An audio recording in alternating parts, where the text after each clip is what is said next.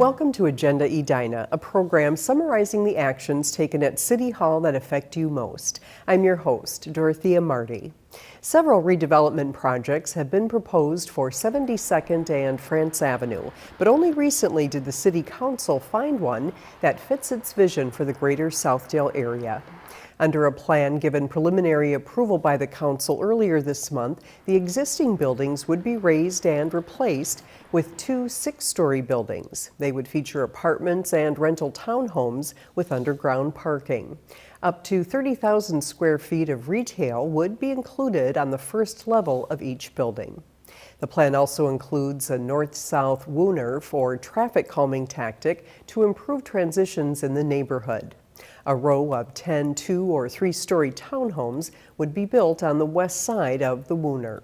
The area Southdale working group started to put together guidelines, and they really helped shape the future of what Southdale was going to become and what was going to happen with it and so forth, which is a positive. This will be the first project that'll demonstrate those principles of a livable, walkable community with a variety of uses. And that's really a big deal, because otherwise, those plans may have always remained a paper exercise. To move forward with the project, the developer must obtain final zoning and redevelopment approval. The city is working to acquire a building to be redeveloped by Aon for affordable housing. At a meeting last month, the Housing and Redevelopment Authority, or HRA, agreed to use tax increment financing funds to acquire 4100 West 76th Street and directed staff to prepare a purchase agreement. The Twin Cities Land Bank acquired the property on behalf of Aon earlier this fall. Interest on the $2.9 million purchase price is 6.5%. Aon's proposed affordable housing development would have a lower total development cost if the HRA acquired the site. TIF is a tool that the city can use to help make affordable housing a reality. Affordable housing in Edina is needed in large part because there is a differential between what a lot of the jobs are paying in Edina and what housing costs. And so this allows more people that work in Edina to actually live in Edina. If the project continues to move forward, it is anticipated the city would close on the transaction in 2020, with construction complete in 2021. This episode of Agenda Edina is our 200th show. We began this program in August of 2008 and thought it a good time to look back at how the show and the city have changed over the past decade. Looking back at our first show in 2008, the quality now looks a little outdated. Over the past 10 years, the show has advanced into high definition, as well as changing formats from a longer episode every month to a shorter, more web-friendly episode every 2 weeks, allowing residents to view the program on cable television or on the go via Edina TV's YouTube channel. To allow even more access, the City of Edina began posting Agenda Edina segments on Facebook. Since we began, Agenda Edina stories have been viewed approximately 270,000 times on Facebook. Believe it or not, the most watched story was in April of 2015, when the City Council voted to allow residents to keep hen chickens on their properties. Over the years, we've covered stories ranging from changes in City Hall administration and policy to special events and the growth across the city. In 2013, Edina reached a milestone, and we took you along to the events of the 125th anniversary of the city and taught viewers how to pronounce Quasquicentennial. Quasi-quincentennial? Quincentennial? Over the past decade, Jim Hovland has led the city as mayor. However, the City Council has changed, and we've helped to keep the community informed after every election. We've been governing the suburbs outside the urban core. And speaking of Mayor Hovland, we brought you along to see him perform with the Singing Mayors, a group of local mayors expressing their views on comprehensive transportation for a fundraising event. We've followed commercial and residential development.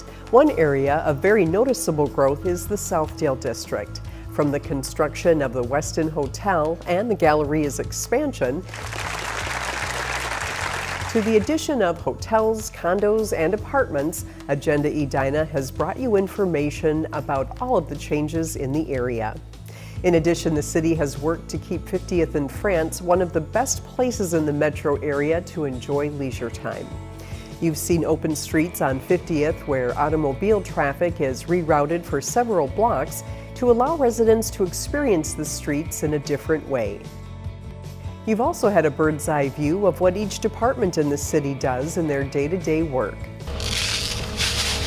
In the record-setting rains of 2014, you saw how Public Works stepped up to deliver and pick up thousands of sandbags for residents to use in protecting their homes from flood damage. We've followed policy changes that affect businesses and residents alike. In 2012, the City Council approved an ordinance allowing restaurants to offer discounts on drinks, bringing happy hour to Edina.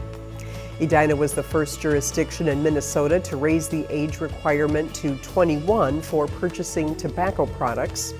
And the City Council approved a license for the first brewery and tap room in the city. We've shared the plans for road work as Highways 100 and 169 impacted navigation around and near the city. 1, 2, 3!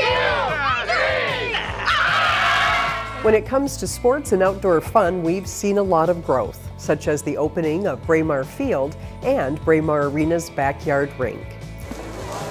And Super Bowl 52 brought a big event to Braemar Field. Super Kids Super Sharing included students from across the Twin Cities giving back to the community, collecting the most school supplies and athletic gear on record at the time of the event.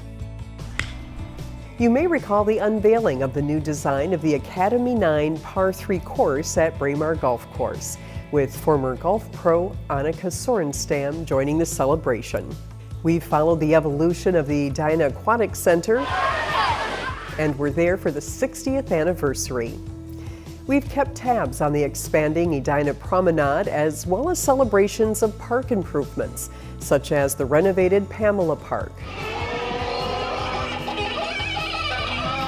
We've featured special visitors over the years, such as the former President of India, Dr. Abdul Kalam.